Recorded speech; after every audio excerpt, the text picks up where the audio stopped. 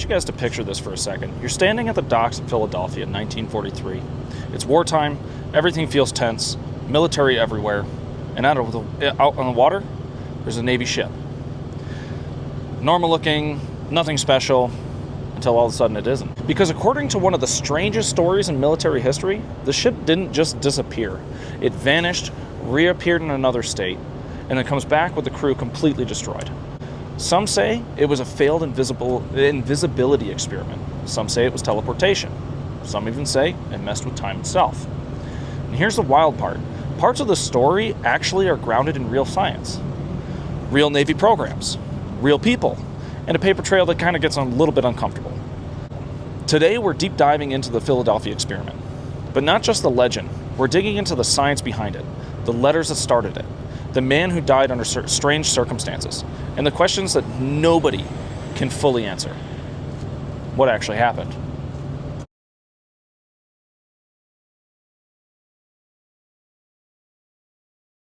Alright, hey guys, welcome back to the Strange History Podcast. I am your overly caffeinated, nicotine-infused truck driving historian or, history connoisseur.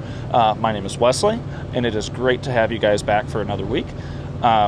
This story is absolutely insane. I knew quite a bit about it. I apologize for the strange sounds, the strange lighting, and all that stuff. This is a new camera setup, new microphone, all that, so it's going to pick up a little bit more than what we're used to with the last camera that I had from the first video to this one now. But I did want to say thank you guys for joining us again. I hope you guys continue to stay along with us. I do have a lot of fun doing these videos. I love doing research on history, especially history that has kind of fueled the conspiracy theory world. That's where I think I'm going to, before in the first episode, I didn't really know where I wanted to take the channel and what exactly I wanted to do. And after doing that first video, having it be a conspiracy theory kind of start, a true historical event with conspiracy theory attached to it, I kind of want to stick toward historical events with conspiracy theories, And this story is one of those ones that, yes, it is a true event. However, the story that I'm going to tell, there's so much controversy behind it that it's hard to tell what's true and what's not. Now, this is the Philadelphia experiment. For those of you who don't know, this is a crazy story, and what I'm going to tell you is absolutely insane. But during this time, the true side of this event is that, yes, the U.S. Navy was doing a lot of experiments in Philadelphia because they had a big port there. Now, is this story accurate and true? Nobody really knows. I mean, there's so much controversy behind what officials say and what the conspiracy theory world says. So, take it as you want. If you believe the story, that's awesome. If you don't, that's fine too. But it is always fun to learn something new, especially a new conspiracy theory. It definitely gets your mind going. It definitely keeps you entertained. And I hope that I can keep you guys as entertained as this story has made me. So let's get into it. And I hope you guys enjoy it. If you don't, please drop a comment in the comment sections. If you like it, put a like and subscribe, do all that fun jazz. I'm not going to beg you guys to do anything, but I would really appreciate it if you guys would like and subscribe, as well as, comment, all that stuff. If you have a strange story you want to hear, drop it in the comments. I will gladly try to cover it at some point in time. But right now, we have to set the stage and set the scene properly. It's 1943. World War II is in full throttle. German U-boats are destroying Allied supplies. Ships are getting picked off in the Atlantic, and the United States military is desperate for any kind of advantage. So because of the U.S. Navy desperately needing some sort of advantage, they start funding projects that honestly sound kind of insane. We're talking about radar evasion, magnetic field manipulation, and experimental physics. Now, one of these programs that we actually do know what it is, there's a lot of information on it, is called degaussing. Now, I'm going to explain what degaussing is for those of you who have absolutely no idea. Bear with me. I will tell you what I can. Now, I am not a scientist. I don't know all that much about it. This is what I'm going to give you so that maybe you guys can understand a little bit more. There's a whole heck of a lot more information out there on the interweb if you want to go and do some more research for yourself. I will put in the description a link to a more in-depth version of basically what I'm going to tell you. So in simplest forms of words, I'm going to tell you that degaussing is the process of reducing or eliminating a ship's magnetic field. Now, here's something that a lot of people don't realize. Every single steel ship that's out in the ocean is kind of like a ginormous magnet. Now, why is this? Because steel is ferromagnetic. The Earth itself has a magnetic field, and over time, the ship absorbs and aligns with that field. So, now you've got a massive floating object with its own magnetic signature. Now, why is this bad? Why is this a big problem in World War II? And I'm going to explain. The Germans had figured out something super early on in the war. You didn't need to see a ship to destroy it. You could actually just detect it magnetically. They developed a magnetic mine that they used constantly in World War II. These mines would sit underwater and explode when they sensed a large metal object, especially when it was passing over top, and these were incredibly effective. It's one of the biggest reasons why the United States struggled at the beginning of World War II. They were losing a lot of ships and a lot of supplies and stuff due to these mines. So even if a ship has no lights, made absolutely no noise, and wasn't even visible, it could still trigger the mine, just solely by existing, which that's kind of terrifying. You know, imagine you're just walking along and boom, just because you were there. You're not making any noise. Nobody knows you're there. There's no lights, nothing. Just boom, all of a sudden. You know, that's crazy. Now, how does degaussing actually work? This is what the Navy came up with for a solution, and this is what they call degaussing. What the Navy's solution was what if we could just make the ships cancel out the ship's magnetism? Apologize for my pronunciation again. Noises and stuff around is going to distract me too. So here's how they actually did all this. Originally they had how do I explain this? They had these electromagnets that they were installing on the bottoms of some ships and stuff, which was extremely expensive, very hard to do, very hard to maintain. It wasn't super effective. So what they started doing was they would wrap the ships in electrical cables, basically running loops along the hull. Think of it like this. Wiring wrapped around the inside and outside of the ship, running from bow to stern. What this wiring would do is they would run an electrical current through the cables. When you pass electricity through the wire, it creates a magnetic field. And you've got all these loops overlapping each other, creating a magnetic field. So now you've got the ship's natural magnetic field and a second artificial magnetic field created by these cables. The cool thing about doing that is if you tune it correctly, the artificial field cancels out the natural one. So instead of a strong magnetic signature, the ship basically becomes much harder to be detected by these mines, almost making it invisible to them. So, you know, that's pretty cool. I mean, you can even do this today. If you have a big metal object and stuff, you can cancel out its magnetic field by doing this exact process, by running cables in loops along that metal object.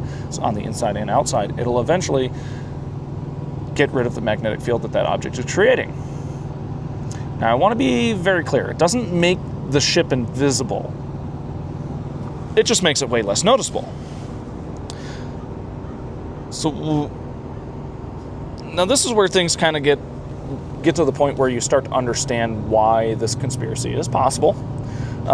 And there's some more science behind it that I'm not going to get into, and you'll see why.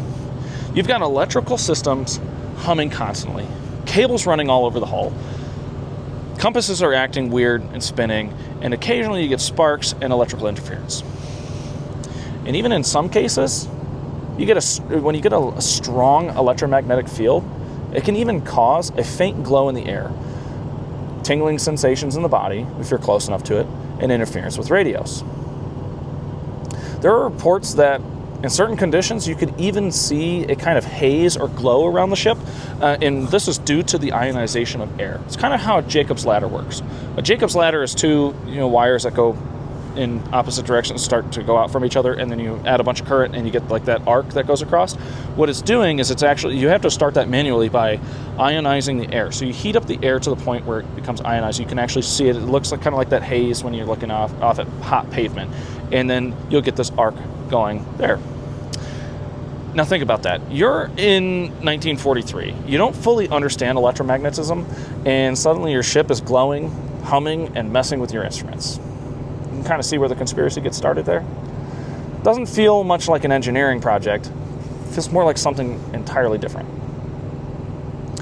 Now, how does this connect to the Philadelphia experiment, you might ask? This is where things start to click, okay? Some researchers believe that the Philadelphia experiment story came from sailors witnessing degaussing and misunderstanding it, which would make sense.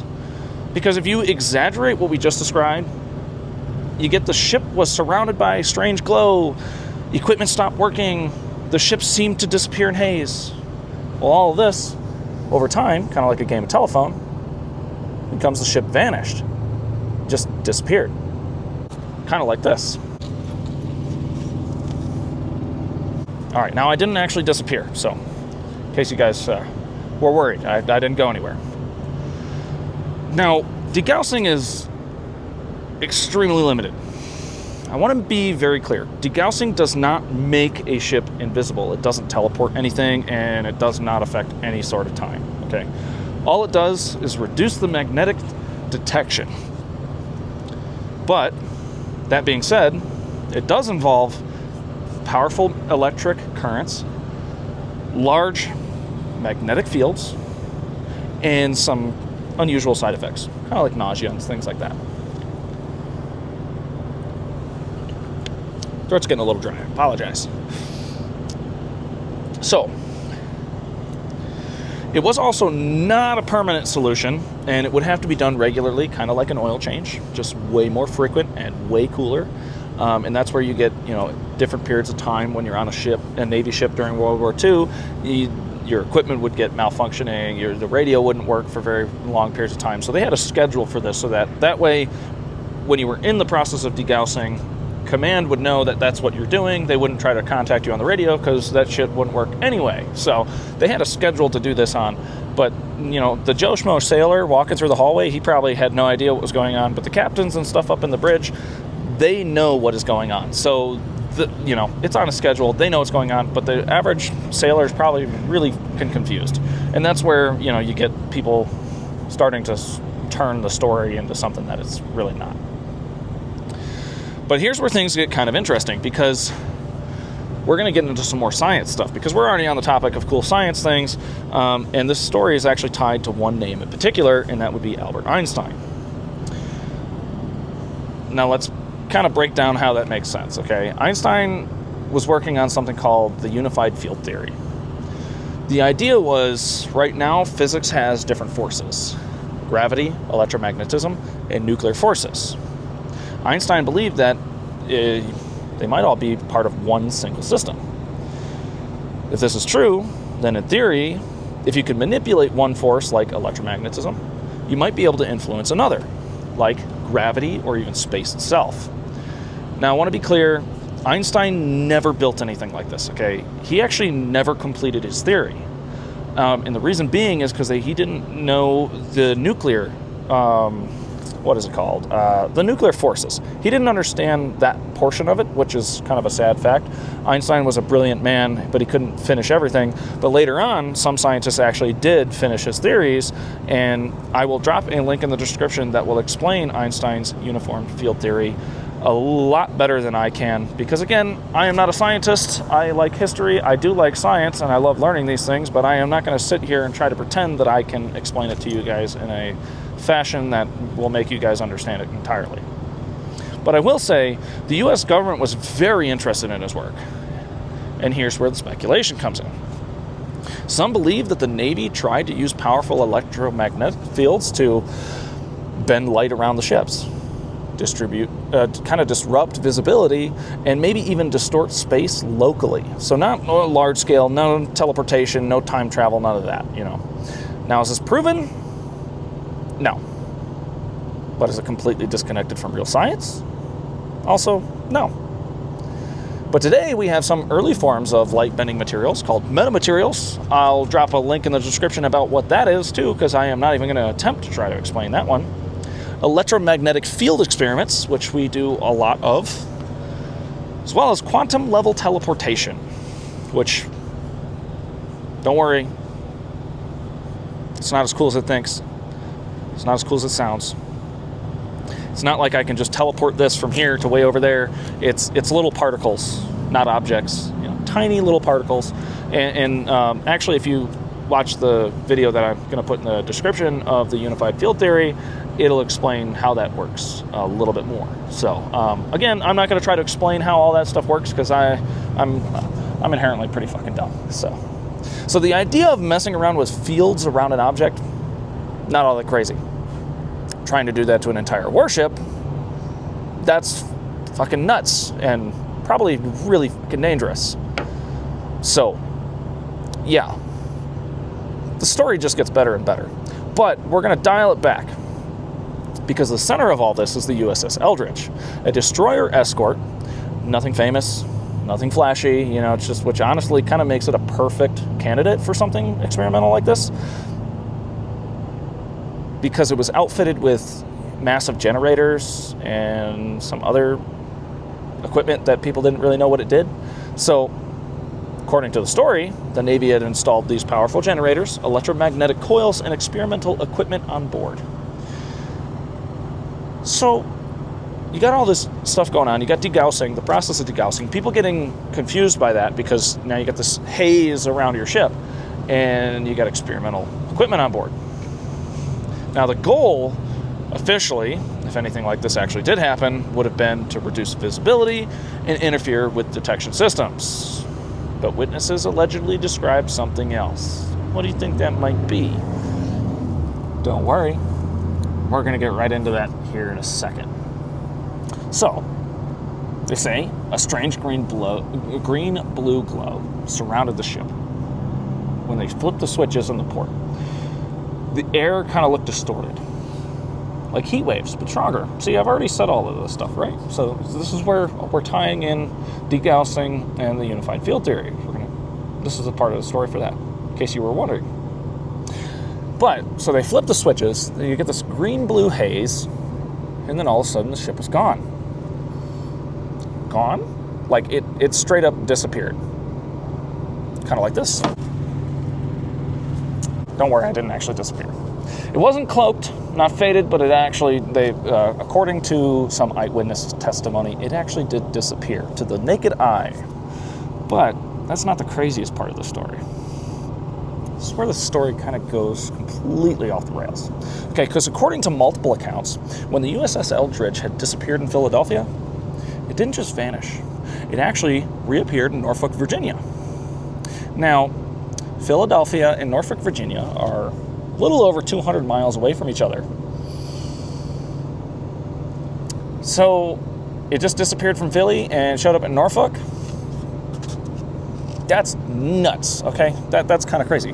Now, dock workers that were there, reportedly they had seen it, and they even claimed that some of the sailors had gotten off the ship briefly and were completely disoriented, which, to be honest, if I teleported from Philly to Norfolk, I'd probably be disoriented too. I'd probably also have to take a shit, because that would have scared the crap out of me. But anyway, that's not the craziest part of this whole story. The craziest part of this whole story is that apparently, when it arrived in Norfolk, it was about 10 minutes before it actually left Philadelphia.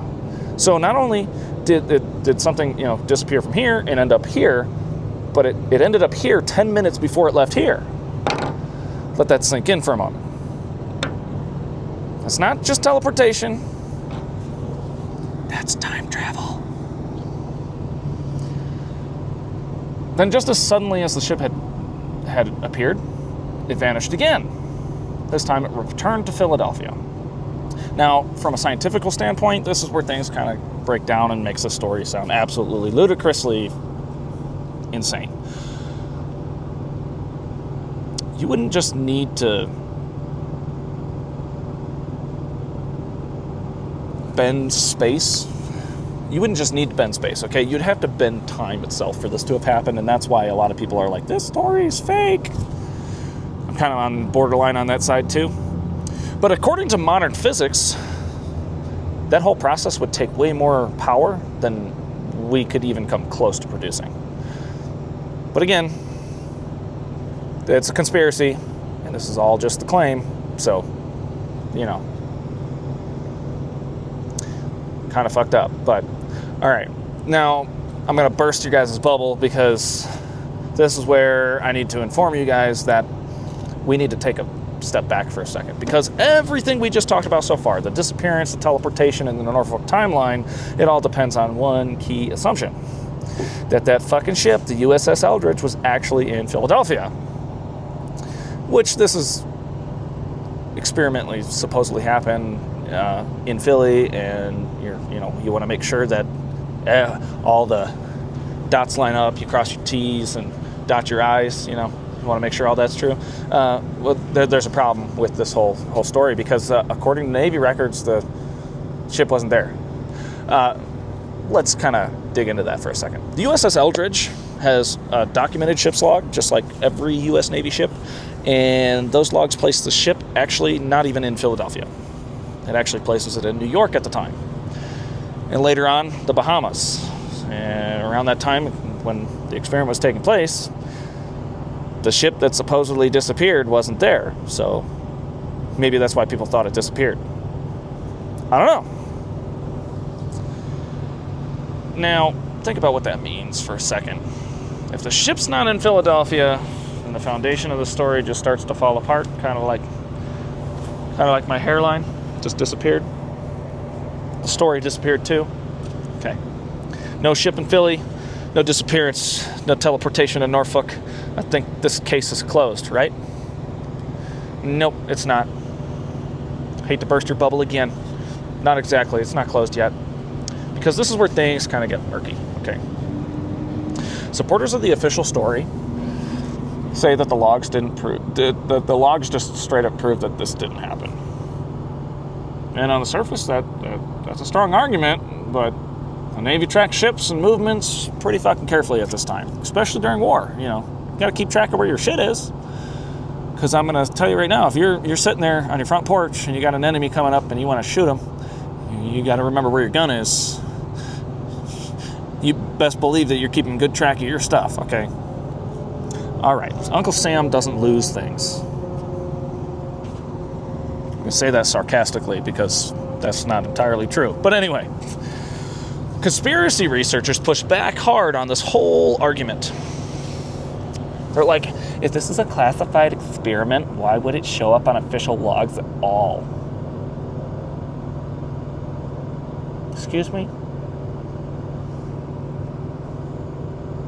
Why wouldn't it show up at all?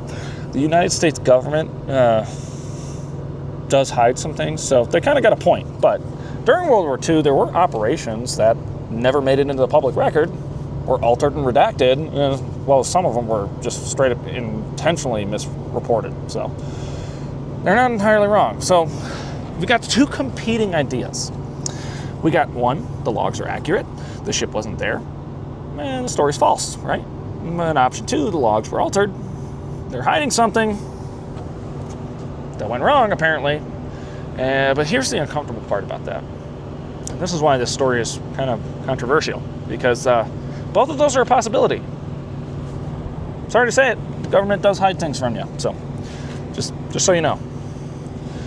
Alrighty, but let's add another layer to this whole debunking this conspiracy theory altogether. There are also convoy records that show the Eldridge traveling between ports like New York, the Bermuda, and the Bahamas. And those records line up very, very well with the ship's logs, so kind of leads me to believe that the government wasn't hiding anything. So it strengthens the official position that the ship was operating normally, no secret teleportation experiment. That's what the government's saying. Some whack job is still saying, nope, that's not true. All right. So now that I just kind of threw that wrench into the whole story, let's talk about what happened to the crew, because they were This is where the story gets kind of gross and disturbing. According to the legend, the sailors were definitely not okay. Okay, you'll see why. Reports claim extreme nausea, confusion, and psychological breakdowns. Now, obviously, they just apparently teleported to Norfolk and were out of the loopy there, so when they returned, they're probably going to be way fucking worse. But some of the alleged things that people saw were that people were becoming phased, and what that means is that they would literally fade in and out, become invisible temporarily, or feel completely disconnected from reality.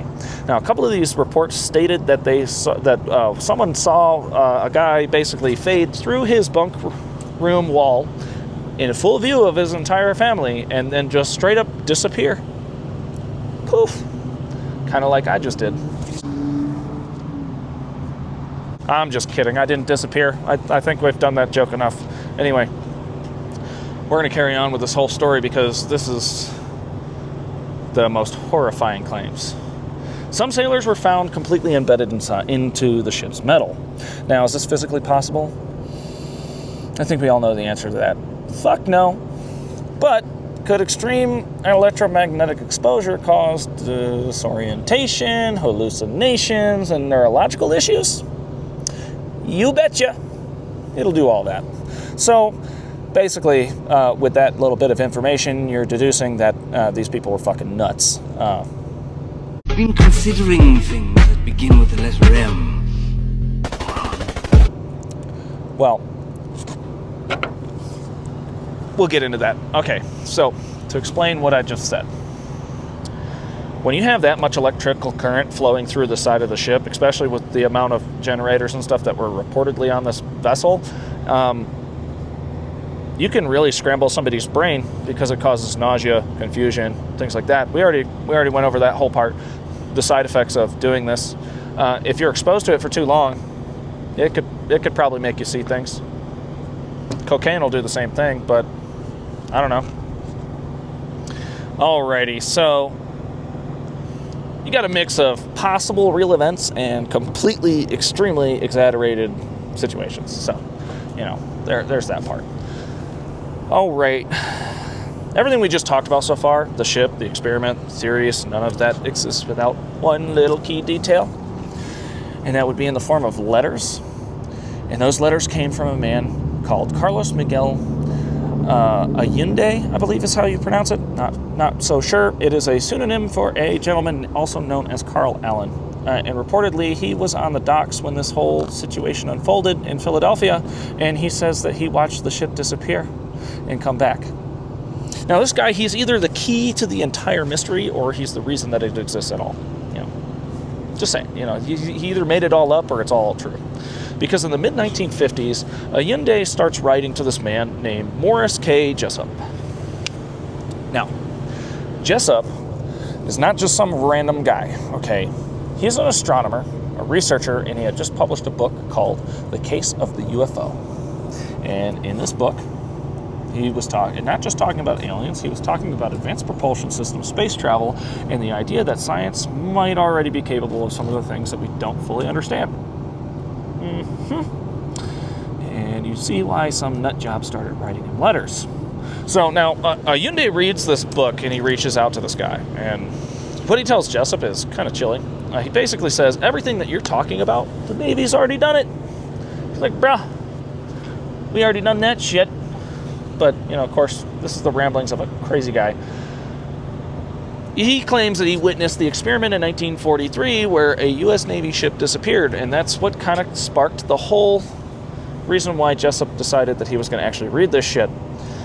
Now, to give you an idea of how absolutely bonkers Allende is, his letters are full of rambling, disorganization, and full of random capitalization, and sometimes barely readable.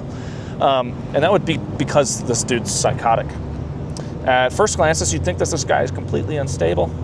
But then, buried inside of all of this chaos are very specific details. Yeah. Details. So, Jessup, reads this whole letter. The first one, anyway. Reads it, and he's like, this dude sounds nuts. So he writes him back and says, hey, man, Can you prove it? No, he doesn't hear back from Allende for about a year, and then Allende writes him another letter that explains the entire events of everything that happened. He talks about electromagnetic field effects, crew disorientation, and naval operations. And this completely fascinates Jessup, gets his attention, because it's not just nonsense. It's nonsense with a little bit of knowledge. Because who doesn't like a crazy guy who knows what he's talking about, apparently? But I just think this dude was just straight up crazy. Now, this is where things kind of take a turn. Because Jessup published his book before the letters. It gained some attention, but it's not enough to make him super successful. He is a relatively well-known scientist at the time, but, that's going to change. Because, here's why. This is why you don't write people about your crazy conspiracy theories, because the Office of Naval Research, the ONR, contacted him. Now, let that sink in for a moment. The U.S. Navy is now involved, so that's why a lot more people think that this crazy-ass story is true. They tell Jessup that they had received a copy of his book that had been heavily annotated, and it was not normal note-taking, okay? The margins were absolutely filled with 3 different handwriting styles, written in different colored inks. It was like people arguing with each other. Almost like 3 different people are literally just having an argument in the margins of this dude's book. Now, why would somebody send this to the Navy? The notes that were there had referenced extraterrestrial beings, advanced physics, and propulsion systems. But the big kicker is that it referenced some of the stuff that was actually going on in Philadelphia that was the real Philadelphia experiment, according to the U.S. Navy. That part's kind of hard to ignore. The ONR had a copy of this annotated version printed, okay? So this copy becomes known as the Vero edition. So now you've got the United States Navy in all their wisdom taking the scribblings of a fucking insane dude's borderline insane document seriously enough to reproduce it. Now, later on, Carl Allen actually does come forward and say that he was the one that sent it, and he was the one that wrote all the notes down. It was not 3 individual people. It was just this crazy lunatic. Okay? Now, why did he do this? Why did the Navy reprint this? That question was never really answered, but I'm assuming because they wanted to show other people how fucking nuts this dude was. So, but we're going to get past that.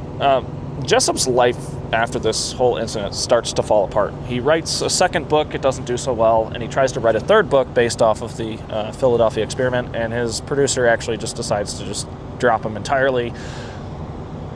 And so his books aren't selling. His producer says, hey, I'm not going to work with you anymore. And then his wife leaves him, straight up kick in the nuts. So his career's falling apart.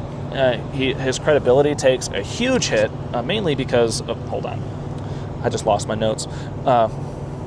Mainly because he's starting to sound kind of nuts. I mean, people stopped taking him seriously because he took the ramblings of a nutcase way too seriously. So he's kind of stuck in between wanting to be taken seriously as a scientist and being pulled into something that sounds more like science fiction. So, it started to wear on him a little bit. So this is where things kind of get tragic. Jessup doesn't just ignore this whole situation. He keeps digging into the Philadelphia experiment, and he compiles a bunch of research, and he organizes everything that he has found. And at one point, he actually gives a large portion of his research to a friend of his to hang on to just in case. Now, you can see where this is getting a little tragic. But in April of 1959, he actually schedules a meeting with another one of his friends, which we don't exactly know what they were going to be discussing, but I would assume it has something to do with his research.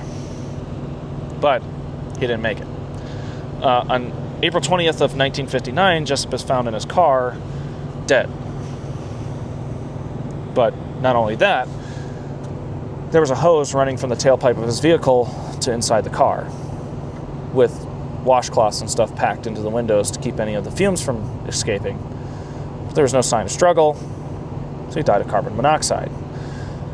No struggle, no note, nothing. So officially, it's ruled a suicide. The explanation for why he would do that was depression, career failure, and personal struggles. To be fair, all of that's true. He was depressed, he was struggling in his career, and his wife left him. So, yeah, all of that's true. So, leaning on the side of that's probably the case. But here's the problem. This is why people start asking a lot more questions about this. And the reason being is because there was no autopsy performed. The timeline, after years of him digging into this story and the research that he had handed off to his friend before his death, leads people to speculate, did he actually die of natural causes or suicide? Whatever the case may be, whatever is stated on his death certificate. Did he actually die from suicide or was he killed? Now, let's be responsible here for a second. Okay, there's no solid evidence that anything suspicious even happened, but in a story filled with unanswered questions, you start to ask some more, because that's a little sketch. This wouldn't be the first time. But let's ground all this, because we can stop rambling about a dead dude that potentially had killed himself, which is very sad.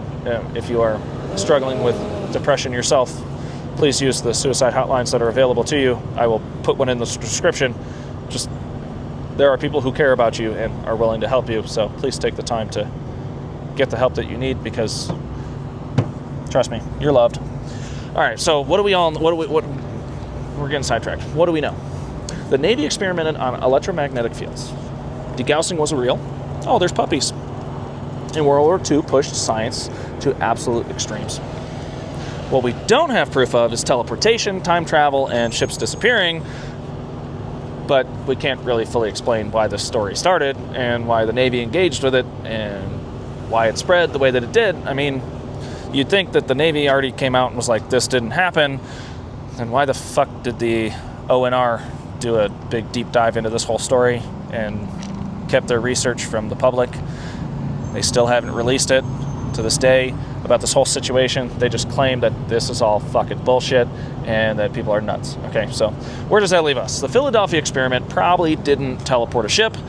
Something definitely did happen there. Okay, maybe small, maybe misunderstood, or maybe just exaggerated over time, but